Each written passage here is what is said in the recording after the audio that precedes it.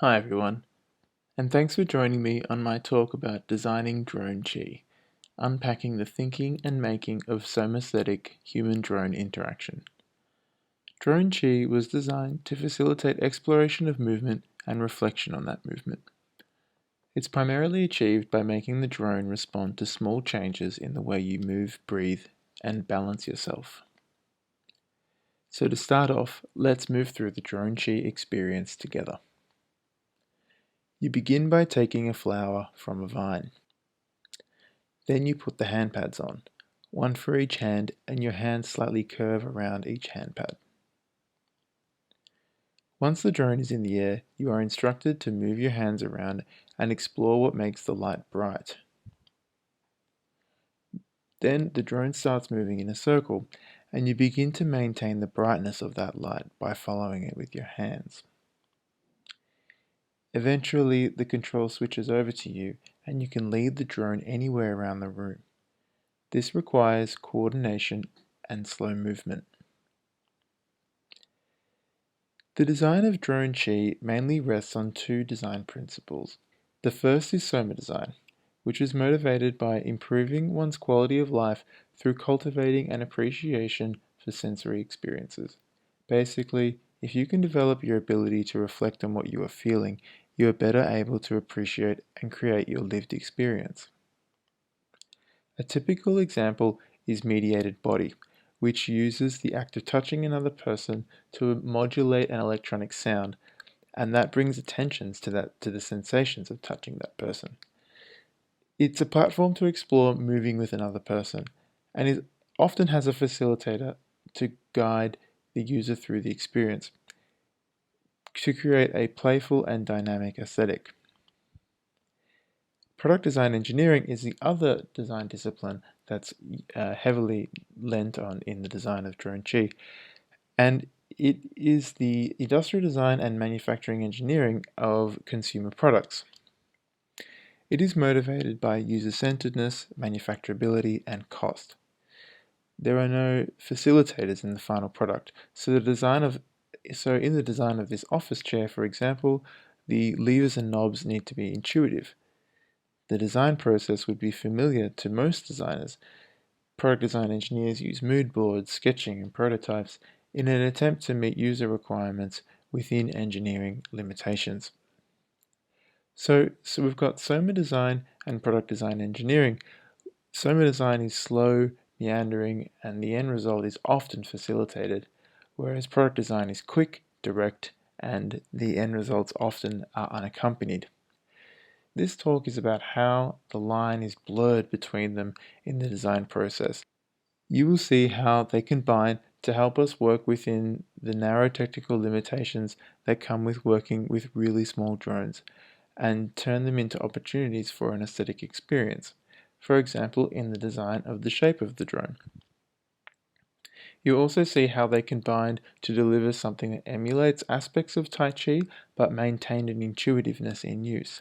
For example, in the design of the flight path of the drone that the drone takes when you follow the drone with your hands.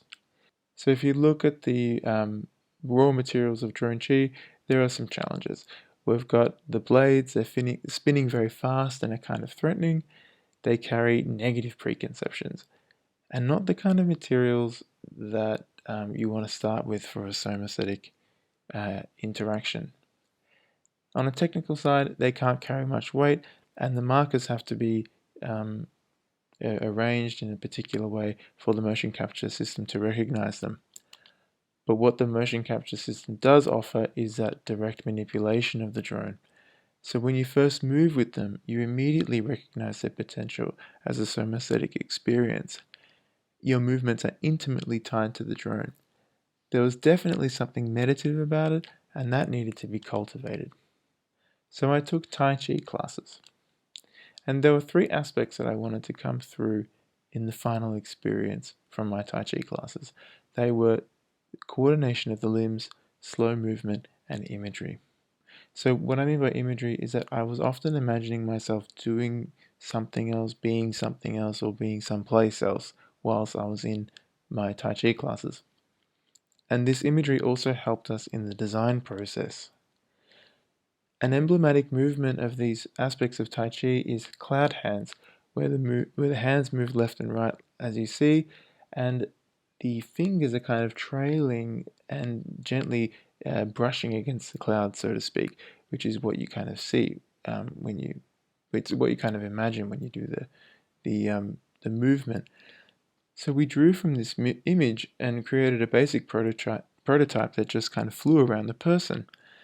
We also made this kind of quick, fluffy mock-up um, and did some informal testing at a couple of conferences. At this point, we drew from product design engineering and wrote a product design specification. This is kind of like a return brief, a list of things the product has to do to meet the brief, with the added layer of the aesthetic considerations that are taken from Tai Chi, the coordination, the slow movement, the imagery. So boxing these amorphous, subjective, first-person experiences and putting them into a specification list seems counterintuitive, but it worked well for us. We used kind of open-ended language and referred to it often in the design process. So moving forward, we started to explore form and texture, and now you see more familiar processes from product design engineering. For example, here on the bottom, can we change the profile of the drone to a jellyfish with super light foam? But in doing so, we came across this problem where in the jellyfish frame, there was this weak point, and in order to solve it, we integrated the frame into further into the chassis. But in doing so, we kind of fell upon this idea of using the carbon as loops and loops that looked like petals. And so we landed on this flower design in trying to solve an engineering problem. But because of the prevalence of imagery in Tai Chi, we looked at the drone moving left and right when flying, and we saw a lotus flower floating on the surface of the pond. So we drew upon that idea to fill out the design of not just the drone but also the hand pads. So when it came to mapping the drone to the body, we also drew from the imagery of Tai Chi to generate ideas. This is one example inspired by a movement called holding the ball. And we use the first person experience of doing this movement in class and compare it to moving it with a drone and make changes to the mapping accordingly. Again, this is covered more in depth in the paper. As we develop the mapping to the body to emulate the feel of Tai Chi, at this point, the role of following the drone started to become more clear. In developing the role of following the drone, we had a more user-centered focus with the intention of following the drone as acting more of an onboarding or intro for new users. So these are some of the flight paths that the drone followed before the participants would lead the drone themselves. And we'll just spend a bit of time explaining the last two. Um, this third iteration you see there is when people started following the drone in a horizontal circle, and they kind of just walked back and forth aimlessly around the room. But we wanted more slow and repetitive, unfamiliar movements to introduce them to this experience without, of course, explicitly telling them. So we moved the spiral to a vertical plane, as you see on the very right-hand side. And this had a great effect as it engaged the quads, shifted the weight. It was much closer to the kind of movements you would feel in Tai Chi. And more importantly, at this stage, was something that the users could immediately understand without instruction. So I hope I have shown how these two design processes have successfully intertwined with each other. As you can see on this timeline, there are more examples of this in the paper, so please check that out. To finish, I'll leave you with a set of questions I was constantly asking myself during the design process.